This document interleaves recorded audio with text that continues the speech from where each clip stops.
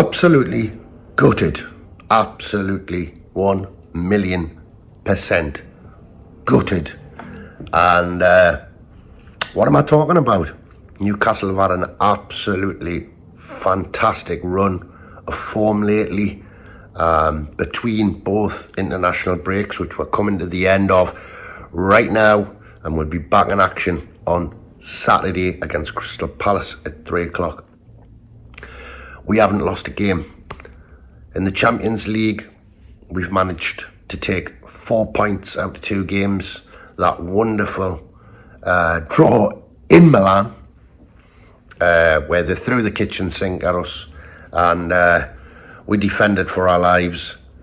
That amazing result against Manchester City, that amazing Premier League result against Sheffield United at Bramall Lane, where we beat them 8-0,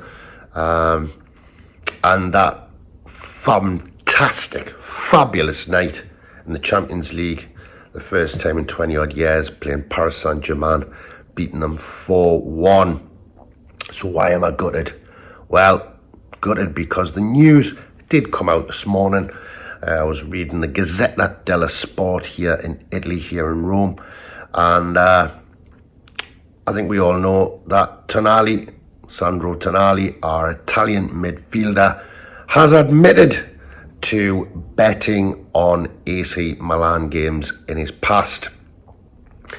It also came out in these days, his agent, Giuseppe Riso, who has basically came out last night, it was, and said that the player had an addiction, a gambling addiction, which he needed to be treated for.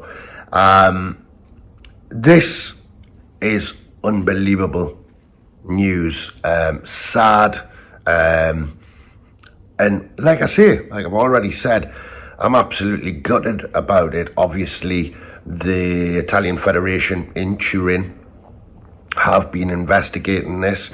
There is another player, Nicolo Fagioli, a Juve player, who has been caught out, but the more serious aspect of this is Sandro Tonali, because he actually has admitted that he's been betting on games for a team that he played for. We all thought in the last couple of days that he probably was just on illegal betting sites and just betting casinos or, you know, blackjack, stuff like that, maybe boxing, or maybe some football games, but I'd never imagined in a million years that the guy would be betting on a team he was involved with. And this is the real serious side of it. Now, Fagioli has, it looks like he's going to get a 7-month ban and quite a hefty fine. But what will be the fate of Sandro Tonali? Now, we're going to have to wait a couple of days to find out his fate. But, I mean, the maximum could be 3 years. He won't get that, but Fagioli did self-confess. Sandro Tonali has kind of been made to confess. Will that go against him? I don't know. But in the Italian newspapers here this morning, they're actually talking about at least a 1-year ban, which would mean that we lose Sandro Tonali for the rest of the season completely, and more. And how good's he going to be after that? I mean, obviously, it's a disaster, isn't it?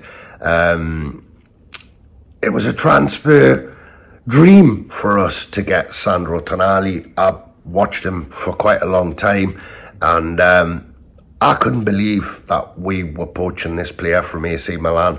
And I'm starting to understand a lot at the minute why Newcastle United managed to prize him away. It was strange that a young player who absolutely adores our club, 23 years old, doing so well, would want to come to Newcastle United. More money maybe, that's what we thought. Champions League football, well, he was already playing Champions League football. We're playing against them in the Champions League, aren't we? All the alarm bells are starting to ring now, with me and plenty of other people, I think.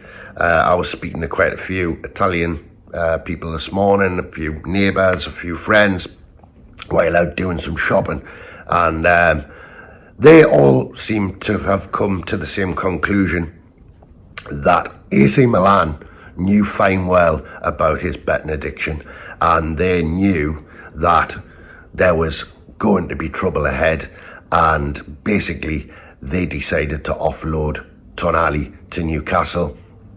They told him that he had to go somewhere else, and they wanted a quick cash in, and they've dropped us from a great height. They've dropped us massively squarely in the shite, and as is Tonali really, by this move to Newcastle.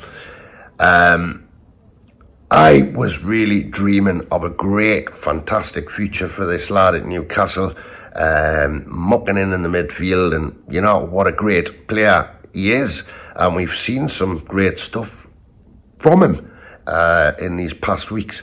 But this is an absolute bombshell, and I mean, where do we go from here legally?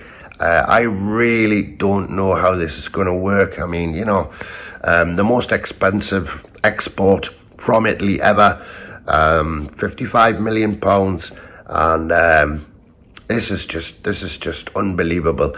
I really can't see. They did say he was going to play at Crystal Palace on Saturday. I really can't see it. I don't know if I want to see him, because, to be honest, for all the lad does have problems if he's got a betting addiction, and that is a sickness, and it needs to be helped, obviously. So, you know, I can't really condemn him because he has maybe a sickness, but at the end of the day, you must know that if you want to fulfill your betting, you know, your betting thrill, or, you know, that kind of vice, whatever you do, you don't bet on your own football team. You don't bet like that. It's just crazy. It's absolutely crazy. I mean, what was going through the kid's head? I just can't understand it. Newcastle are going to be without him for a very long time, that's for sure. I don't know where we go from here, because that's a lot of money we've lost. It's an investment on the pitch that we're going to miss massively. You can't just nip out now and buy another midfielder. So for a season that was going to be difficult for us anyway, it's now going to be a bit harder, even by losing that one body, but a very talented player at that. Now, obviously, it's a case of innocent until proven guilty, and that was my whole mentality in the last couple of days. I honestly thought that this might blow over and might not be as serious as it seems, but as of this morning, reading, like I say, not just the Gazzetta dello Sport, a lot of Italian press, this has become a self-admission from Sandro Tonali, and we, like I say, have been kicked in the teeth. We've been kicked in the teeth massive. A massive Geordie welcome was given to this lad, and you know, I mean, himself is going to suffer hugely for his career, but Newcastle United are in a no-win situation now. I really, like I say, I don't know if they can do anything legally about this. I would pretty much doubt it, because I would imagine any paper trail has been burnt, and you know, it'll all be, you know, tight lips. They've done one over on us. Like I say, we've been kicked in the teeth. I duly do believe that this was the reason AC Milan got rid of Tonali. I just feel sorry as well for all the fans who have put Tonali on the back of their shirts. it's just, it's a bizarre situation. You know, just from being absolutely bowled over to get such a good player into our ranks, to help us through in this campaign and in the future, a young star. And you know, it's just all of a sudden it's come crashing down to earth, hasn't it? It's crazy. It's absolutely crazy. Yeah, I mean, I'm still trying to get my head around this, but it is going to make life a lot harder, and it will mean probably in January that, you know, Newcastle United are going to have to fork out some money again, and we're going to have to look probably for somebody else.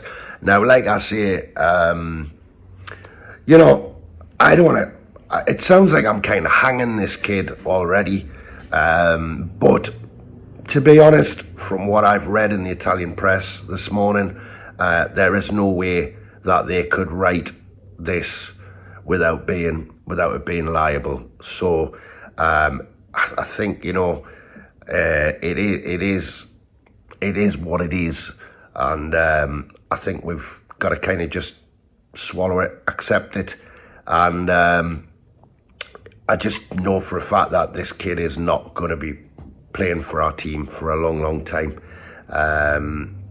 It's shite. It's absolutely shite. And like I say, you know, like I say, for the fans, it's a bombshell. It's an absolute bombshell. It's a bombshell for the club. Eddie Howe must be just scratching his head. You know, obviously we signed him, the medical checks were done, but obviously, you know, his private life is his private life, and it's very hard to kind of realise. I mean, I remember way back in the past, obviously, 20 odd years ago, we had a player, Keith Gillespie, and he had problems with betting, but not quite in the same way. But it is a sickness. It is, he's got the money to blow, hasn't he? But why would you risk such a fantastic future and a fantastic career in this way? I just can't believe it. Anyway, it has been a long time since I've put a video up. Just work has been absolutely crazy. Graft is crazy at the minute. It will kind of ease off soon, and I will be putting more videos up, but I really had to do something about this today. And you know, we've got Crystal Palace on Saturday, and then that massive game against Borussia Dortmund at St James's Park in midweek. This is just not what you want to hear, but, you know, I think, you know, we as a club will just move on from this and we'll get on with our season.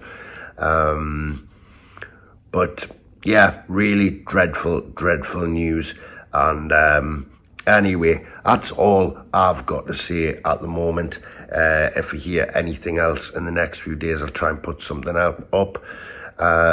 But it looks very bleak reading the Italian press today, the sports press, that's for sure. So anyway, from Geordieland 1892, I'm going to bid you good afternoon or good evening, and I'll speak to you soon.